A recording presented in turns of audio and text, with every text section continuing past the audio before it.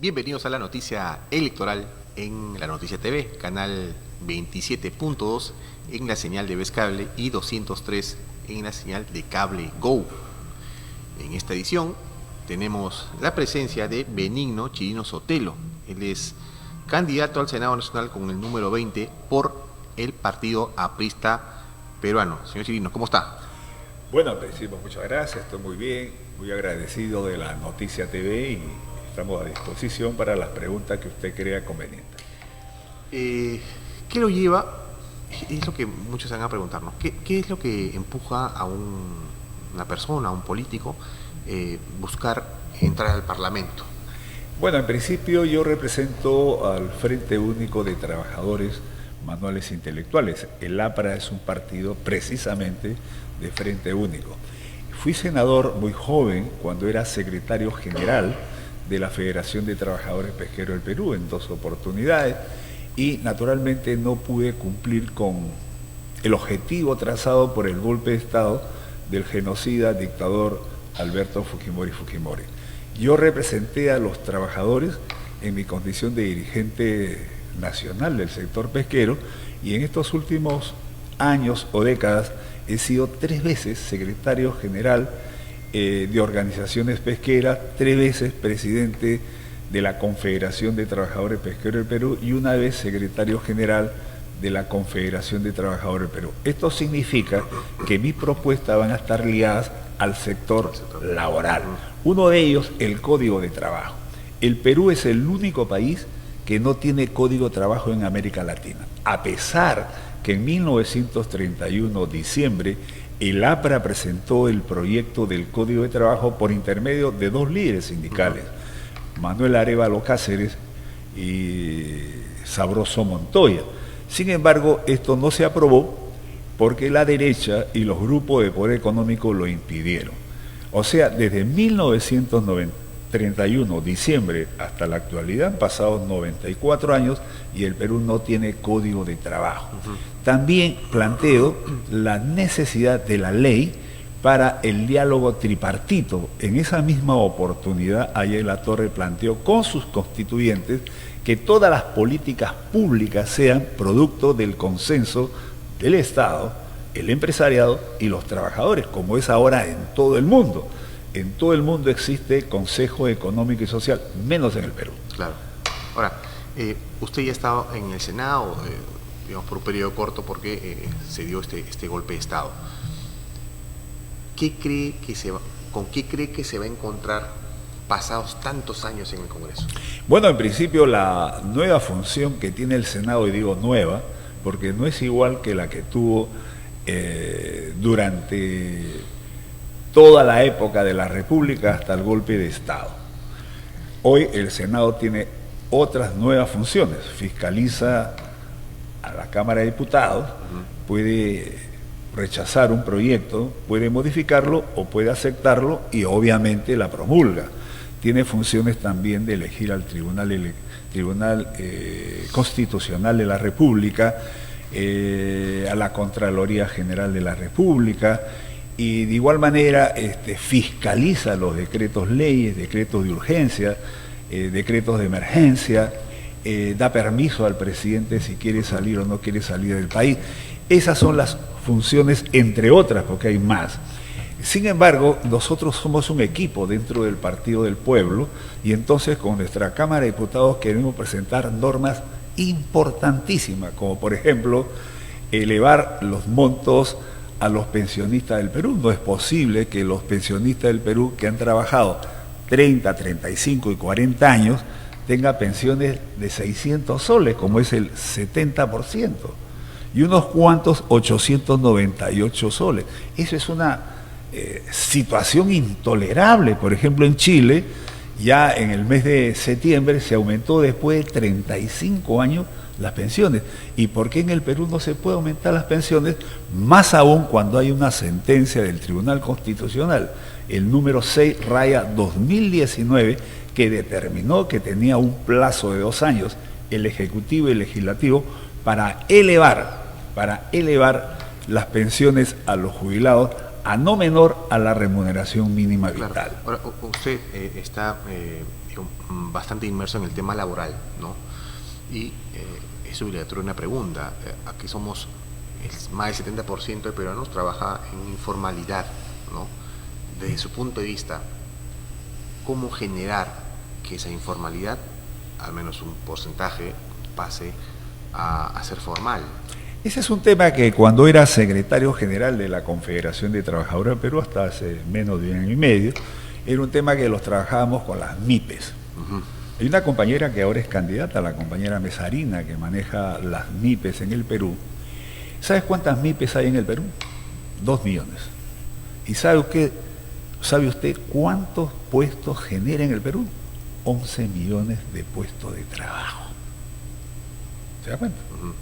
Entonces, ese número determinado de peruanos que no le ha pedido absolutamente nada al Estado y que son de 10 a 9 que se organizan y que tienen un sistema eficiente, no tiene ningún apoyo del Estado, llámese del Poder Ejecutivo o del Legislativo.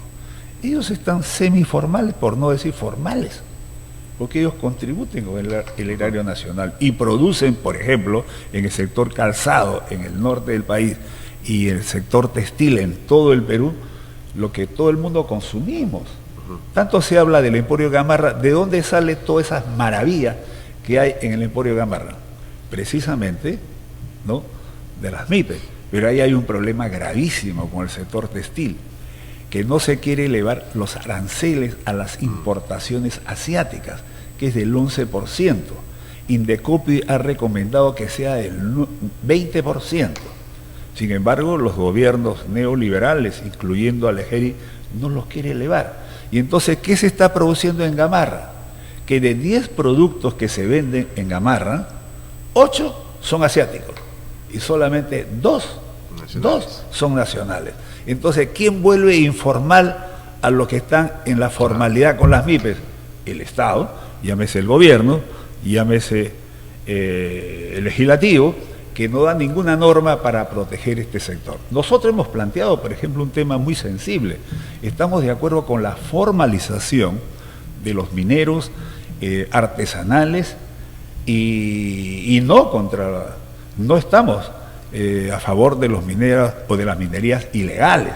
Estamos a favor de la minería artesanal e informal. Hay que formalizarla, son miles y miles. Yo he estado en Puno el año pasado, en el norte de Arequipa, donde hay miles y miles de mineros que quieren formalizarse, pero tiene la burocracia del Ministerio, obviamente, de Energía y Minas, y también tiene el poder, ¿no?, de la gran minería que se oponen, ¿no?, a que este sector se formalice. Pero también es cierto que hay un sector que se camufla en esta informalidad o esta minería artesanal que termina siendo ilegal, ¿no? Nuestro candidato a la presidencia de la República, el compañero Valderrama, tuvo una de sus primeras preguntas que se le formuló después de su elección fue este tema. Y él dijo que tenemos que hacer un empadronamiento general, ¿no?, para saber exactamente quiénes son mineros artesanales informales y cuál es la minería ilegal. Nosotros estamos en contra de la minería ilegal por las razones que ya sabemos, pero no se puede satanizar a los mineros artesanales ilegales. La gran minería se opone, ¿por qué? Porque quieren tener todo el poder para ello. Y el APRA es un partido revolucionario de izquierda democrática que está contra todos los grupos de poder y sobre todo del sector empresarial mercantilista. Claro. Usted mencionaba al candidato Enrique Valderrama, ¿no? ¿Qué expectativas se tiene en el APRA con él? Estamos hablando de un personaje joven, siempre se hablaba, y hasta ahora un sector señala que con la partida de Alan García, el APRA se quedaba sin esta figura, ¿no?, que podía representar con fuerza al partido. Le ha dejado la valla bastante alta, cree usted, Alan García, a Enrique Valderrama. No solamente ha dejado la valla muy alta a Enrique Valderrama, sino a todos los candidatos, incluso a los últimos 6 presidentes que hemos tenido. Con el presidente García se construyeron 52 colegios emblemáticos y los últimos 6 gobiernos, incluyendo el actual, no construyó uno. El presidente García construyó 48 hospitales que fueron soporte para la pandemia. Después del presidente García, con Gerí, no se ha construido un hospital. nosotros crecimos 8%, solamente la China nos ganó con el 9%, y cuando un país crece más del 5%, hay desarrollo, hay progreso, baja la inflación, naturalmente desaparece el desempleo y el subempleo y desaparece la anemia. Entonces, el presidente García deja una tremenda valla alta para todos. Construimos carreteras en todo el Perú, bajamos la pobreza del 48% al 26%, récord Guinness. Le dimos a 9 millones de familias de peruanos agua, desagüe, que ahora no se hace. Mire, qué vergüenza. El Congreso ha aprobado, con anuencia de Gerí, porque lo ha promulgado, nada menos, ojo, nada menos, que para los comedores populares son 0.39 centavos el almuerzo de apoyo, 0.39 centavos. Y los parlamentarios tienen un almuerzo aprobado también por el Congreso de 189 soles. Dice 189 soles mensuales. Es decir, me sonrío porque da vergüenza que el Perú tenga que conocer esta realidad donde estos señores ahora pretenden reelegirse. ¿Por qué el pueblo peruano tendría que votar por estos partidos que han causado en los últimos años la desgracia que hoy vivimos? ¿Por qué tendríamos que votar por los que están ahora en el Ejecutivo y en el Legislativo si son culpables de la corrupción, de la inseguridad ciudadana, de la crisis económica, de la crisis en la salud, de la crisis en la educación? Por favor, el APRA el 4 de septiembre del año pasado presentamos nuestro plan de gobierno, que es un plan de reconstrucción nacional. Nosotros queremos reconstruir el país y para eso obviamente extendemos la mano a todos los sectores, no solamente progresistas, sino peruanos de buena voluntad que quieran al Perú por encima de sus credos. Ahora, entiendo que para el APRA toma como un plus el no haber estado en este Congreso. Pero lógico. Es un punto a favor. Es un punto naturalmente real y a favor, pero no creado por nosotros ni por ninguna estrategia de nuestros líderes, sino que el Jurado Nacional de Elecciones no le dio la gana con el señor Salas y San Ginés inscribirnos el 22 de diciembre, a pesar que estábamos en proceso administrativo de acreditar todas nuestras candidaturas. Y no solamente eso, sino atentó contra el artículo constitucional que habla de la libre participación. Y la grosería más grande fue cuando, a la ausencia de representante del Colegio de Abogados de Lima, en el Jurado Nacional de Elecciones quedaron 4 y no 5. Y entonces el señor Salas y San Ginés, que fueron 2 votos, contra 2 votos, tomó la libertina decisión y antidemocrática de no dejarnos participar. Producto de eso, mire lo que está sucediendo hoy en el Perú. Nosotros hubiéramos tenido una muy buena representación parlamentaria y la situación hoy en el Perú con toda seguridad sería otra. Claro, en verdad es un plus, ¿no? Pero, digamos, ahora va a haber un Congreso bicameral en el que se espera que sea, con este filtro, se hagan mucho mejor las cosas. ¿Hay forma de recuperar la imagen del Parlamento? Acá siempre que hablamos cuestionamos a congresistas, ¿no? Tratamos de separar un poco la institución de los congresistas, el Congreso de los congresistas, pero la imagen que da este poder del Estado hacia afuera, hacia la ciudadanía, es cada vez más pobre. ¿Cómo recuperar esa imagen? Bueno, pero también hay que decir cómo se inicia, y es bueno conocer, decía, por qué esto se da en el Perú. Cuando se produce el golpe de Estado del genocida y corrupto Alberto Fujimori, liquidó a los partidos políticos llamarlos tradicionales o llamándolos tradicionales. Una persecución contra los partidos políticos. En el golpe de Estado Fujimori, el APRA fue ocupado 4 meses por el ejército. Saquearon el local del APRA. Y naturalmente la consigna de Fujimori era vivo o muerto Alan García. Bueno, de una u otra manera, los partidos se debilitaron. Yo cuando fui senador muy joven, ¿con quiénes compartía el Senado? Por ejemplo, al frente estaba Luis Alberto Sánchez, Javier Vallerrestra, Armando Villanueva del Campo, Humberto Carranza Piedra y, naturalmente, por otro partido, Álvaro Landini, Sandro Mariate, Manuel Ulloa, y de otras organizaciones también. Estaba Jorge del Prado, Carlos Malpica, Ricardo Napurí, Díaz Canseco, y obviamente la calidad era elevada, no solamente de su formación profesional política, sino de su misma organización ideológicamente hablando. Había grandes polémicas y salía grandes discusiones con conclusiones y leyes. Y después nosotros conversábamos como amigos. Pero ¿qué tenemos hoy en el Congreso después de la aparición de todos estos partidos de vientre alquiler? Tenemos pues mochasueldo. Da vergüenza incluso precisar que una congresista utilice a su asesor para que le corte las uñas en hora de trabajo en su oficina. Otro congresista de Cerro de Pasco, siendo tan joven, violó a su secretaria en su despacho, o que en el mes de diciembre, mientras los trabajadores públicos reciben 300 soles, ¿no?, ellos hayan recibido no solamente un sueldo adicional, sino un bono de 9.900 soles. Es decir, es una vergüenza. O que se den almuerzo de 180 soles cuando los comedores populares el financiamiento para un almuerzo es de 0.39 centavos. Todo esto tenemos que cambiar con las figuras que nosotros estamos presentando como Partido del Pueblo, todos seleccionados.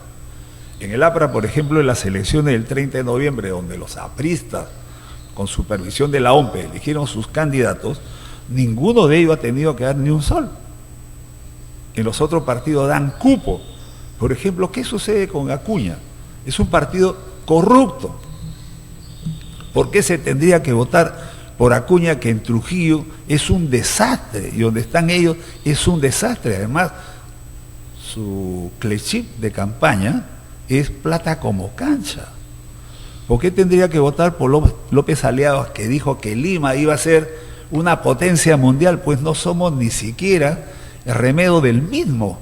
Un hombre que no cumplió con su palabra, que dijo que no iba a renunciar a la alcaldía y solamente lo tuvo durante año y medio, un poquito más, y renunció. Entonces el hombre que no tiene palabra, ¿por qué tenemos que creerle? Que pague a la SUNAT, que le debe más de 100 millones de soles, o una cantidad muy elevada en todo caso. Bueno, todo esto tenemos que cambiar, y el APRA tiene obviamente cuadros preparados para reconstruir el país en el Ejecutivo, pero también en el Congreso. Claro, ahora, usted mencionaba estas especies de bollerías que tienen los congresistas, ¿no?, la cantidad de sueldos, bonos, pero uno cuando está adentro, ¿cómo hace para cambiarlo, o no lo recibes? Bueno, el Partido Aprista tiene un proyecto que lo ha enarrogado su candidato. Es que vamos a bajar los sueldos de todo el Ejecutivo y vamos a proponer bajar los sueldos en todo el Legislativo. Servir al país, obviamente, es un honor. Yo he tenido la oportunidad, en representación de los trabajadores, estar dentro del Senado. Y nadie iba a lucrar. Y voy a develar una verdad que nadie lo va a poder refutar. Un senador de la República en 1990 ganaba un equivalente a 2.100 soles, porque el dólar estaba a la par, 2.100 soles. ¿Cuánto ganan ahora los congresistas? Todas las gollerías que hoy tienen los congresistas, todo eso tiene que desaparecer. Tenemos que demostrar al país que queremos llegar al Ejecutivo, al Legislativo, y dar ejemplo, como lo hizo el presidente García cuando se bajó el sueldo a la mitad, y que Dina Boluarte, con apoyo de este Congreso, porque no la fiscalizó, y con apoyo de su Poder Ejecutivo, se elevó a lo que ahora gana Geri, 36.000 soles. Es decir, todos estos grupos que han venido de la noche a la mañana, que no tienen historia política, no tienen formación ideológica, no tienen filosofía, no tienen nada, solamente llegan para aprovecharse. El APRA es un partido que tiene 100 años. En nuestra primera etapa, como somos un partido de izquierda democrática, que planteamos cambios estructurales, que luchamos contra el sistema neoliberal opresor, nos costó 7.000 muertos. Y en la segunda etapa, cuando tuvimos que enfrentar con nuestras autoridades a los fascistas de Sendero Luminoso, nos costó 1.415 muertos. Entonces, además de tener ideología, además de tener doctrina, además de tener un plan de gobierno, tenemos historia. y sangre derramada en defensa del pueblo. Señor Chirinos, para ir terminando, y usted mencionaba las bondades de la APRA, ¿no? Pero en los últimos días, específicamente en las últimas 2 semanas, desde la APRA hubo una serie de cuestionamientos a la formación de las listas. Se hablaba de que los invitados habían ingresado y aquellos que habían ganado las elecciones internas habían sido desplazados. Y esto generó sin duda cuestionamientos dentro del APRA. ¿Hay un resquebrajamiento, cree usted, al interior del partido por parte de un sector? Dentro del APRA lo que existe es una sola matemática que nos los enseñó Aya La Torre. Yo he tenido el privilegio de tratar a Aya La Torre cuando era joven. Aya La Torre nos decía que en el APRA existe una sola matemática: la suma y la multiplicación. Pero también nuestro maestro Ramiro Prealés nos decía que en el APRA no hay apristas de la vieja guardia ni apristas de la nueva guardia, solamente hay apristas en guardia. Lo que ha sucedido es que el 30 de noviembre fuimos el único partido que en nuestras bases, un aprista, un voto, eligió sus candidatos. Una vez el jurado proclamaba a sus candidatos, que fue el 15 de diciembre en el Diario Oficial del Peruano, esa era la relación. Sí ha habido un entredicho que algunos fueron desplazados o no, son temas internos menores que obviamente ya están superados, que en todo caso el Jurado Nacional de Elecciones tendrá la última palabra. Pero lo que estamos interesados nosotros, los apristas y nuestros candidatos, es desarrollar nuestro programa de reconstrucción nacional para darle a los campesinos, a las comunidades nativas, a los trabajadores del campo y la ciudad, a los profesores, la clase media progresista, su oportunidad de tener un nuevo país en democracia, pero sobre todo con justicia social y una equitativa distribución de la riqueza, acabando, como pide la OIT, el trabajo indecente de explotación que hoy impera por el modelo neoliberal en el Perú. Bien, pero me quedo aún con la duda, ¿no? ¿Usted siente que hay una división después de esta controversia dentro de la APRA? Así es que ha habido discrepancias entre 7 personas, que no es más. Lo que prima es la decisión de los 12.000, repito, de los más de 12.000 apristas que participaron en las elecciones el 30 de noviembre. Esa es la voluntad del APRA y que con toda seguridad el Jurado Nacional de Elecciones va a determinar el punto concreto de la solución del mismo. Bien, ha sido un gusto tenerlo en el estudio, bueno, y seguramente estaremos atentos a cómo se desarrolla esta campaña. Muchas gracias. Muchas gracias a usted, y naturalmente el APRA es un gran partido y da una gran opción con su programa de reconstrucción nacional en el Ejecutivo y también en el Poder Legislativo. Muchas gracias por la entrevista. Bien, estuvo con nosotros Benigno Chirinos Sotelo, él es candidato al Senado Nacional por el APRA con el número 20. De esta manera llegamos al final de esta edición de la Noticia Electoral.